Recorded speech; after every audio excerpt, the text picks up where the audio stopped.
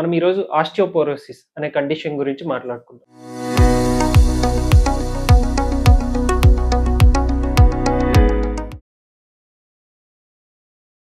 నమస్కారం అండి. నా పేరు doctor Sanjay Raj Kumar Reddy, neuro surgeon, Ashwini హాస్పిటల్లో పనిచేస్తున్నాను.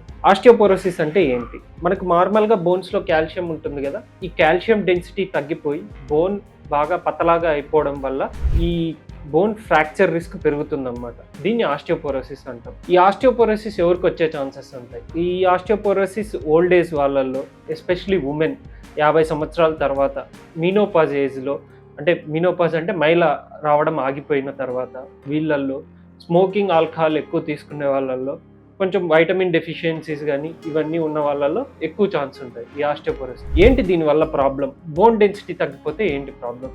మనకు బోన్ డెన్సిటీ తగ్గిపోవడం వల్ల ఏమవుతుందంటే, వీళ్ళకు నార్మల్గా ఏం సిమ్టమ్స్ ఉండవు, కానీ నార్మల్గా కింద పడ్డా కూడా, నడుస్తూ కింద పడ్డా, వీటి వల్ల బోన్ ఫ్రాక్చర్స్ అవుతాయి. ఎక్కడెక్కడ ఫ్రాక్చర్స్ అయ్యే ఛాన్సెస్, ఈ వర్టిబ్రల్ బాడీస్ అని ఉన్నాయి కదా వెన్నెముకలో, ఈ ఫ్రాక్చర్ అయ్యి హైట్ తగ్గిపోవడం వల్ల, ఈ ఫీమర్ బోన్ అని ఉంటుంది కాల్లో ఎముక, తొడలో ఉన్న ఎముక, ఇక్కడ ఫ్రాక్చర్ అయ్యే రిస్క్, ఇవన్నీ రిస్కులు పెరుగుతాయి అన్నమాట.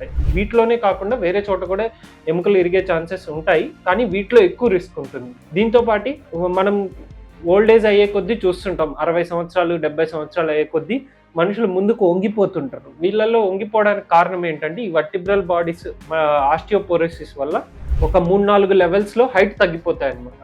దానివల్ల వాళ్ళు ముందు కొంగి నడుస్తారు. దీన్నే కైఫోసిస్ అని అంటారు.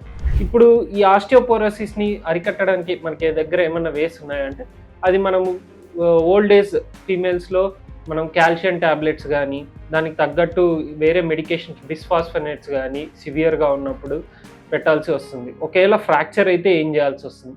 కొన్ని ఫ్రాక్చర్స్ని మనం బెల్ట్ కానీ మందులు పెట్టి ఫిజియోథెరపీతో ట్రీట్ చేయొచ్చు.